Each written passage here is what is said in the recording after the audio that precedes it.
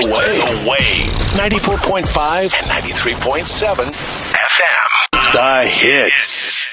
And that's a beautiful thing about Quartz Ready Cash. They offer credit protection insurance on all their loans. So with credit protection insurance, or CPI for short, if you've been made redundant or you lose your job, Quartz got you covered for up to 1 year of payments. So you could go ahead, visit any branch or apply online at www.readyfinancecaribbean.com and ask them about credit protection insurance or CPI. Contact them and start fresh with the cash you need. Quartz Ready Cash, ready when you are. And thank you so much for tuning in. You know how we do it on a Tuesday at this time, 1 o'clock. It's time for Behind the Business, brought to you by Quartz Ready Cash. And today we're switching it. We're getting creative. Yeah. And we're joined by none other than Miguel Joseph, who is the owner / founder / producer at Vibez Production. And Vibez Production is a production house based in St. Lucia, which specializes in the production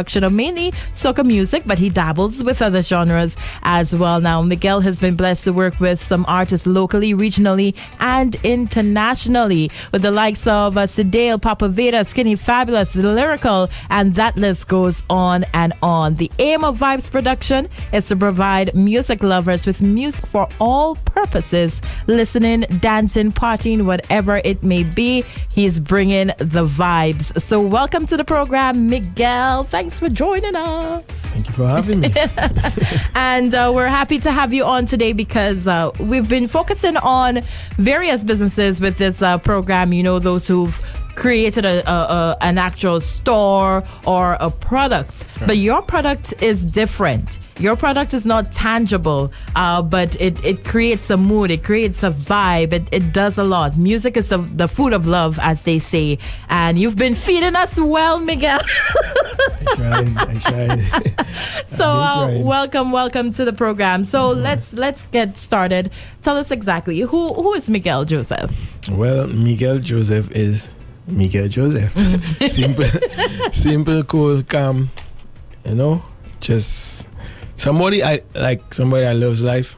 I love everything about life, including ups and downs.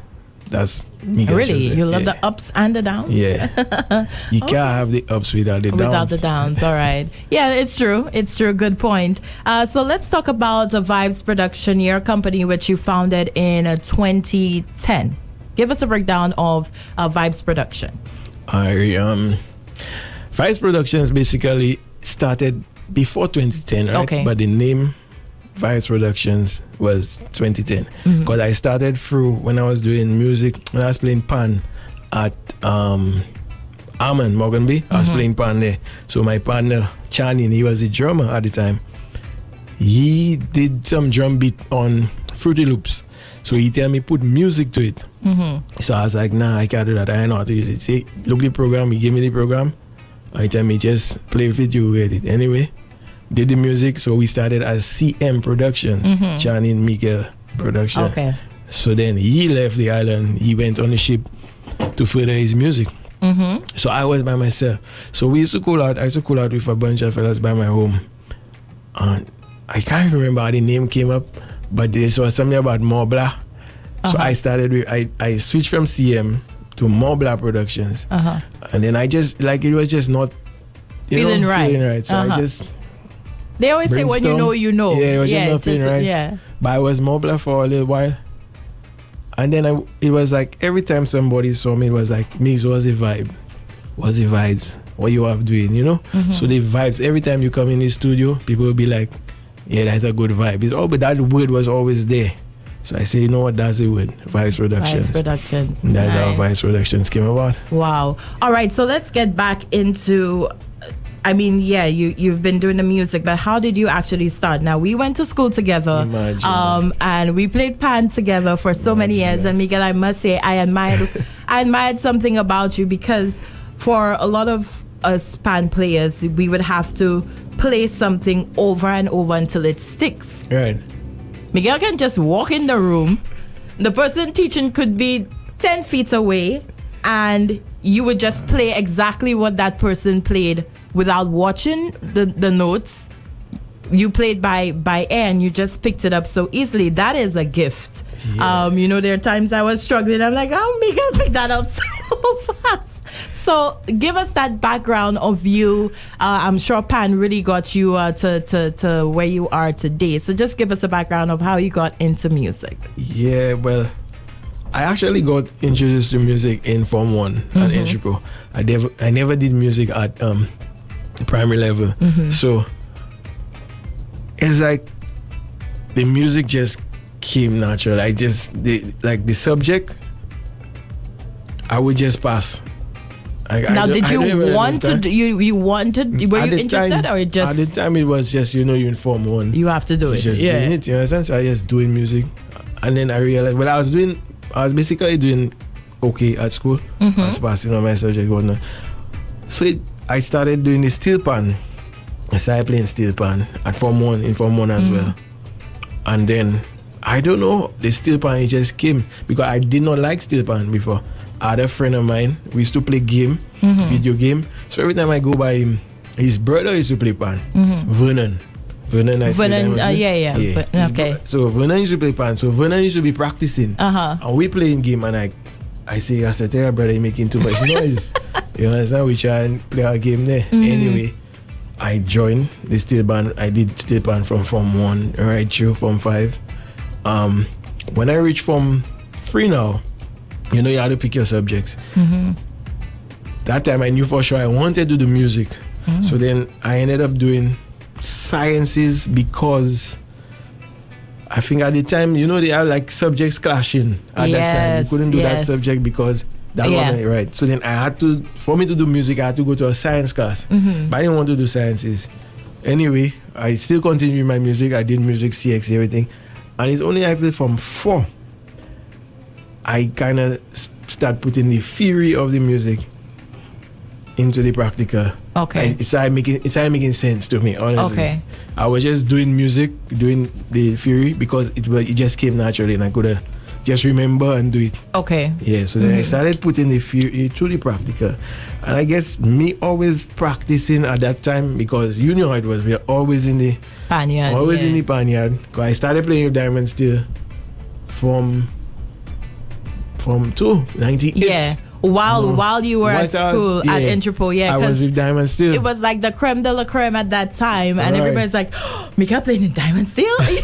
So, it's because the music we were being taught at that time, you wanted to get better. If you wanted to get better, you had to go out. So I joined Diamond Steel, and then I felt just always practicing, just made it a little easier for me to pick up songs.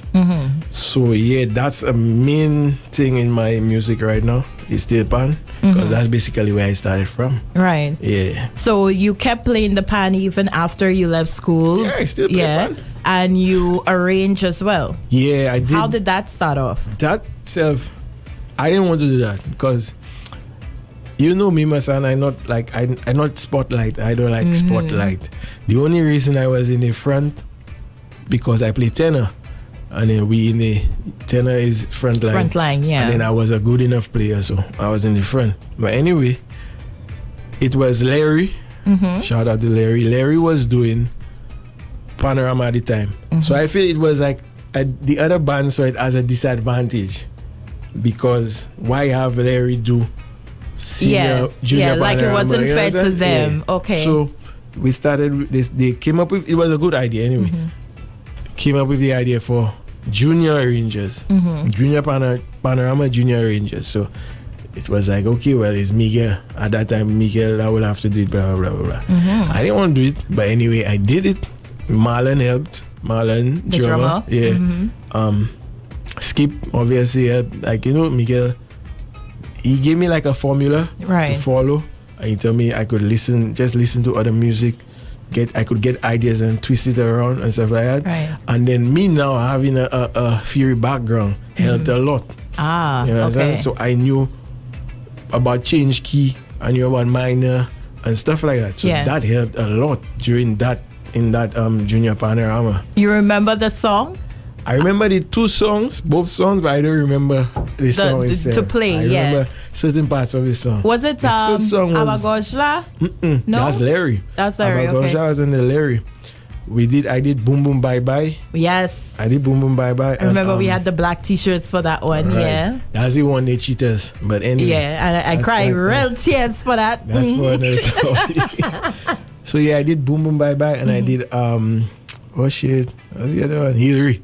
Hillary, yes. Yeah. Now, what was it like for you, Miguel, when they said, okay, Miguel, you have to arrange for a band which was like at the top at that time? Right. I'm sure the pressure was on you to have the junior side perform and win just as much as the seniors were as well. So it was like, Miguel, you have to lead the pack. What was it like, that first challenge where you had to arrange a song for the band? Well, that was a challenge too, because we won the first 3 years. We won all 3. So it was like, boy, if I lose there, then fellas gonna say, see the same thing, Miguel. Yeah. So that was a challenge. That was the challenge, to try and win. You understand what I'm saying? But Marlon and me being around for so long, like everybody actually just rallied with me. So it was even easier than I thought. I thought I would have people like saying, me, Diamond, I learning from Diamond, or Diamond, you understand, stuff like that. It was never that case. So all that made it even easier, because they were actually looking forward to, Miguel, what are you doing? You're teaching us a new part, what's going on? So that now had me more motivated to actually look for new parts for when practice, I have something to lay down and stuff like that. So how does the music come to you when you're arranging? Do you just see notes? Do you just see arranging is totally different from the production, right? So the arranging now is based on your song. You choose a song, right? Because you have a criteria. You're not just going wild, and doing whatever you want. So you have that song, and you choose certain parts of that song as a motif. Always come back. So let's say verse and chorus, right? Verse and chorus of the original song. Then you transition to, if you want the background doing your verse or the bass. I think when I did mine, I did the bass do my verse. So now I'll make the bass play a verse to highlight certain parts, and then you have the tenors and them just accompany, because you want that part to shine as a shining part now. You understand? So you building basically around your original song. If you understand what I say. Yeah, I get you. Yeah, you're not trying to stray too much away from the song. But at the same time, you have to be creative. So come up with, something, ways to show it. And you guys used to take it like we were playing and we're like, how could you think of that? Like, I don't know. That's why I say you guys are gifted. That is a talent. Sometimes I just be like, I listen to certain things. I listen to other producers, right? I'd be like, fuck, I made hear that. Why I not hearing it? You know what I'm saying? Sometimes I'd be like that. But sometimes I be freaking out on my own stuff. I'd be like, but what I was doing when I heard that? You know what I'm saying? Sometimes they come, a lot of my things come to me when I bathe, to be honest with you. It happens in the shower. Yeah, a lot of my things come to me when I bathe. Like, I don't know if it's the water, I don't know what, but I just get a lot of melodies or the inspiration whilst I bathe. Wow. All right, so we see how the music, which is very great to hear, how doing music at school has propelled you into this career that you have. It's really great to see, because a lot of people don't see doing music or those creative arts as a sustainable lifestyle, a sustainable career where you could literally live off of that. So you are a living example that it is possible. So let's transition from, you were doing the steel pan, you learned music, you were doing the arranging for steel pan. How did you transition to becoming a producer, having Vibez production, and making beats? Well, like I said earlier, it was through Channing. Channing had this program, Fruity Loops. Well, everybody know it now as well. FL Studio. So he gave me the drum pattern. He did the drum pattern. And he told me to add music to it. And he just gave me the program. But to be honest, I downloaded Fruity Loops so many times before. I think everybody in that time downloaded Fruity Loops and was just trying to mess around. Yeah. But that time you don't even know what you are. doing. But something about like the lights, they had some in the mixer. They had some lighting, like you seen the different stages, the green, like the decibels, showing you the green, orange, red. Something about that had always attracted me. Okay. So I used to download it, delete it, download, delete it. But anyway, he gave me the program, and then I downloaded it, and I came up with the music. So did you have to learn how to? Yeah, you taught yourself how to use the program. Yeah, YouTube wasn't as big, but it was getting there. So it was YouTube mainly, and just trial and error. Press that, see what they're doing. Press that, see what they're doing. Because I self have a background in computer. That's what I did at AFA. So I mean that helped with me learning how to crack programs. Well, not really crack it, but install crack programs. You could say it. We also. Like so yeah, that kind of helped. Right. So I would just press. I know it's not so much you could do wrong on the computer. You could always undo. You understand? So I would just press that, see what I do, see what you're not doing, bring up the volume, see what they're doing. You understand? And that's how I basically learned. And then you just kept at it until Just kept at it. It was like I transitioned from Fruity Loops to different programs because there was this stigma about Fruity Loops that if you're using Fruity Loops, you're not ready. You're not industry standard or something, right? Yeah. So I think at that time you don't know much. You understand? You're learning as you go on. So from Fruity Loops, I went to Reason. I stuck. Yeah, I was on Reason for a long time.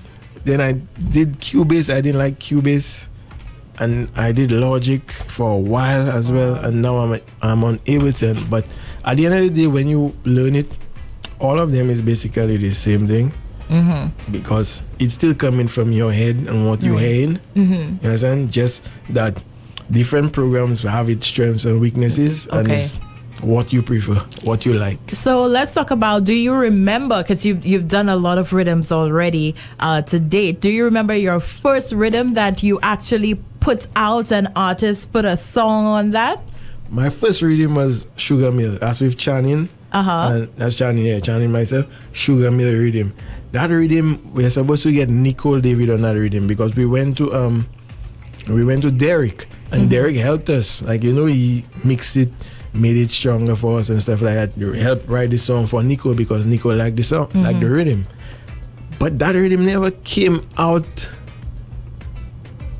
It came out, but it was not legal. Oh, it wasn't. Oh, okay. Somebody heard the rhythm. I don't know how.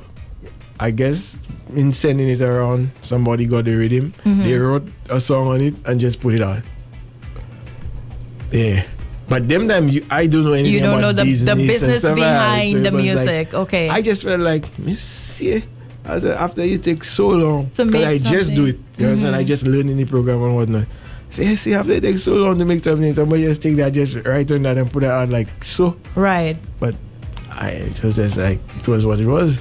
So after that, you continue to make, and we'll get into the business side of music because that is so important, and time is flying on by. But let's talk about some of the rhythms that you've done. Right. Of course, you have a very popular one that is, let me tell you, I get like 13 requests for this song every day. Yeah. Toxic Love, Ricardo Drew and Patrice Roberts. You did that rhythm. Yeah, that's the Cabana rhythm. The Cabana rhythm. Yeah. Shout out to Steven as well, International Steven, because he got the artist, the connection. He had the connection with the artist on the rhythm. That rhythm was during lockdown, COVID. Corona, yeah. That rhythm, I was just building rhythms at the time. I was actually in a zone, and I feel I was just building rhythms, and that rhythm just came. Wow, just like that. It was a sample. It was a guitar. I had a guitar sample that I just cut it up how I wanted it, and then I just build around the sample, basically. Let's talk about the business side to quickly, because like you said, your first rhythm, somebody just took that, Right. made a song and put that out, and you got nothing in return after Right. you worked so Right. hard. How are you able to educate yourself? Because that's a lot to do, to actually produce and get into the zone musically, and then having to deal with all these little legal things in the back. Right. How do you copyright your rhythms, if that's how you do it? How do you make money now off of the rhythms once you put it out there? Well, that's just like how I go start that, boy.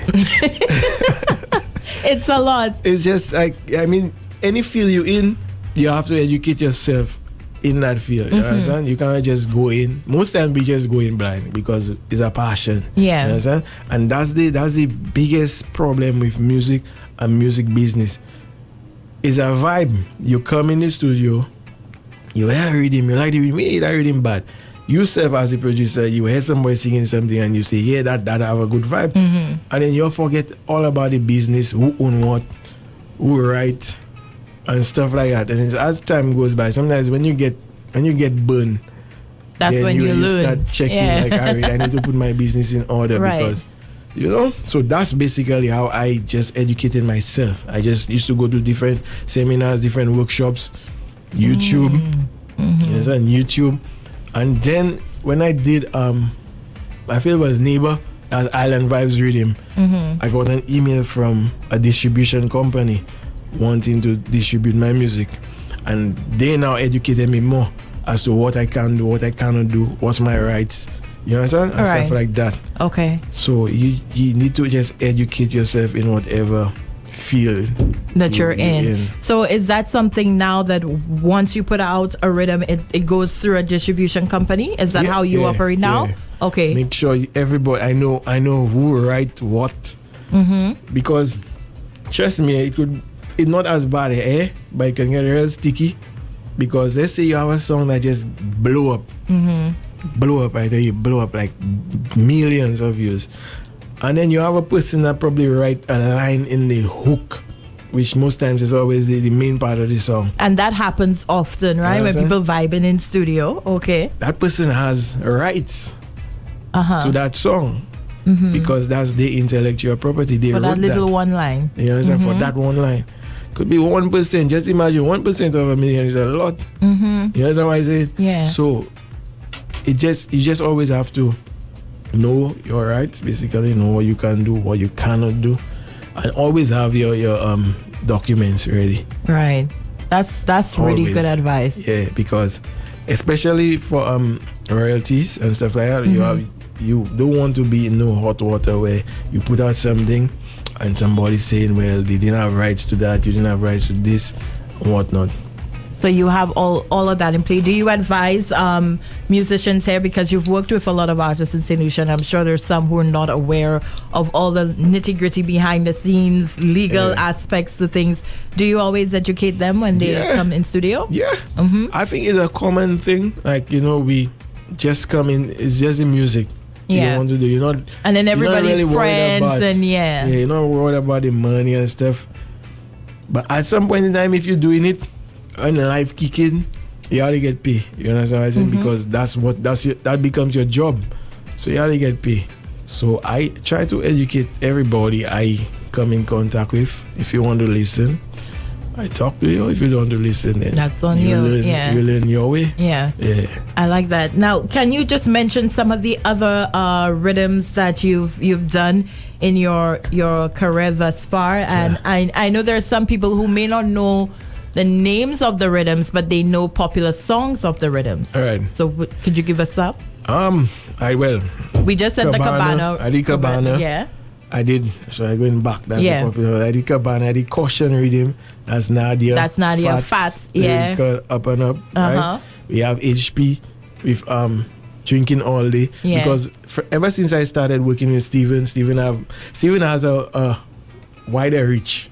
All right. So that's a very nice collaboration between you and Steven, because you have some nice outside names, popular names right in your rhythm. Yeah. But I make sure that we get Aleutian artists on your rhythm. Yeah. Okay. I just don't feel right putting out a product and not one Lucian on it. Yeah, so I always try to get at least one Lucian on it. So we know the Cabana Rhythm offers on that one. Offer on it, right? We have the Caution. Caution, we have Ricky and HP. What else? We had the Big Mood. We did Big Mood. Big Mood was a big mood. Big Mood. We had HP on that one as well. Yeah, and Shemi J. Shemi J, yeah. I did before Stephen, I did High Tide. Sidale. I did, well, Hooray was not a rhythm. It was just a single with Michael and Lance. Yeah, we did that at the Pandemonium. Island Vibes. Island Vibes was Neighbor, Sidale. What else, boy, I did? I did a few. I did a song for Invader for Calypso, Helen of the West. Yeah, I did that. I didn't know that was you. I did that. So is soca your only genre? Because you've been giving us a lot of huge soca rhythms. Right. Have you ever tried the dancehall or reggae or something? Yeah, I mess around with the rhythms, but I never really got any artist to try it out, jump out on it. Yeah, but I also have a thing like from the Caribbean. I just believe that's just me. I just believe that that's our music, and it's we that have to push it. You understand what I'm saying? It's like all right, let's say you take Jay-Z and you will make Jay-Z feature on a soca song. Let's just say that, right? Jay-Z will not change. He will rap on the soca song. You understand? They will still push their own, what they know. They will push their hip-hop, their R&B and stuff. So it's just for us to push our stuff. So I feel that's why I more stick in that vibe. More, okay, yeah. And we need more of that. What is your opinion on how COVID-19 has affected this creative industry? Artists can't go out and perform anymore. Artists don't have the financial resources because you have to pay to be on a song. Is that how it works? It depends. Okay. Because especially for Carnival, standard, to be honest, people were saying, during the season, artists should still drop soca music and stuff. Right. What's your opinion on that? I understand why they're saying the artists should still drop music, but the artists now are looking at how do they recoup, because sometimes a production could cost $5,000 US easy. Right. You understand? So it all depends. So that's the main focus of the artist. How do they recoup? It's not that they don't want to do music, you understand? But it's not cheap to just come in a studio, record, pay writers. You understand? It's not cheap. So I feel that's what the artist is looking at.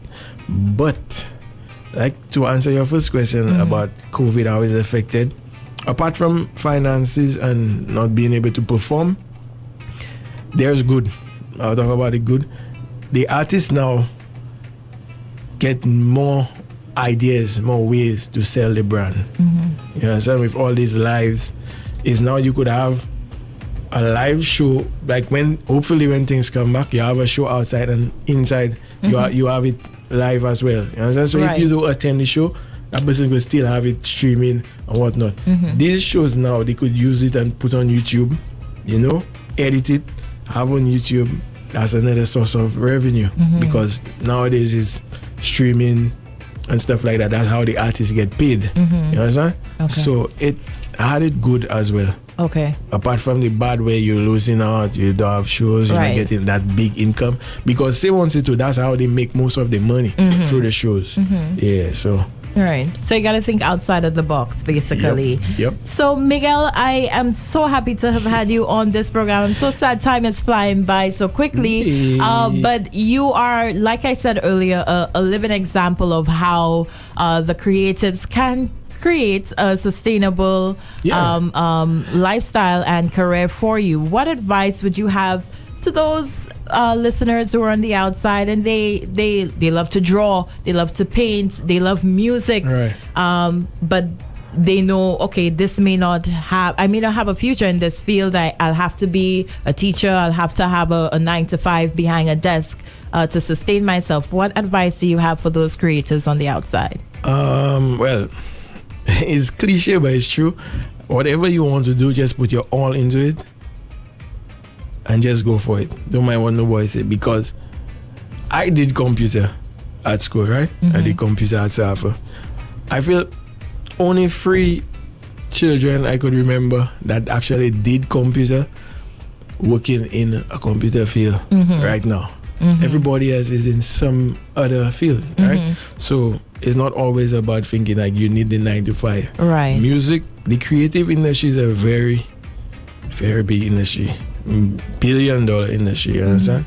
You just have to just continue work at your craft. Right. And push yourself. Do you think as well it's the mindset we have here? That too. The small island mentality. Our music industry not set up for you that. understand? It's not set up that way. But the world kind of open up now with the technology, our technologies. Just imagine you can DM your favorite artist. Yeah. You know what I'm saying? You could DM a producer before you'd have to probably wait in line, get the number, make the call to the manager or whoever. You understand? Right now the world kind of open up. So as much as our industry not really set up yet, you could still get out there. Right. You understand? And it's when you get out there you will actually start making it. Right. Yeah, so you just have to believe and go for it. Believe it. Just whatever you want to do, just put your all into it. What was actually your dream? What did you want to be when you went to school? You said you did computer and all that. What was your dream, Miguel? I wanted to be a fireman. What? Miguel the fireman. I wanted to be a fireman. No, really? Honest, yeah, I wanted to be a fireman. I don't even know why. Something about the trucks. I wanted to and you just have a be red cap on your head. On the back of the truck, yeah. I think I used to watch too much cartoons. I know I wanted to be a fireman. You wanted to be a fireman. I don't even have a valid reason. Right. I just wanted to be a fireman. And look at you now. Yeah. Music producer extraordinaire. Miguel, it has been a pleasure. Thank you so much, Vibez Production, for joining us. Thank you for having me. Can we look forward to any rhythms dropping soon? While I have you here? Yeah, we actually have one. The guy actually, we actually have one in the engineering phase right now. Yeah. That's all you're giving me? Say, yeah. Okay. So it's coming out soon. We have one coming out soon. We have one CD. Okay, we have CD on that one. Thank you. Exclusive. Yes. We have CD. We have I feel Skinny Fabulous on that one. I don't even remember everybody. Nice. Oh, we have some guy from the Virgin Islands. Yeah, that's an interesting song. That one. Okay. Yeah. About right. 4 or 5 artists. All right. Stephen must be saying, okay, Miguel. Okay, stop. Thank you so much for joining us, Miguel. All the best to you. And we can't wait for the next rhythm to drop for us to enjoy and blast here on The Wave. Yeah, yes. All right. Behind the Business every Tuesday, brought to you compliments Courts Ready Cash. And if you're struggling because you don't have enough money for bills or repairs or an emergency pops up, you don't need to worry. Courts Ready Cash is here for you. You could get the money you need now, up to $20,000. No deposit is required, and the service is fast and hassle-free with same-day approval. You can visit any branch or just go on and apply online. It's so easy. www.readyfinancecaribbean.com. Contact Courts Ready Cash today and start fresh with the cash you need. That's it. Behind the Business today, brought to you compliments Courts Ready Cash. Entrepreneurship can be lonely, and starting a business is tough, not just on the practical grind, but also financially and mentally. An entrepreneur should hold on to the vision of their business persistently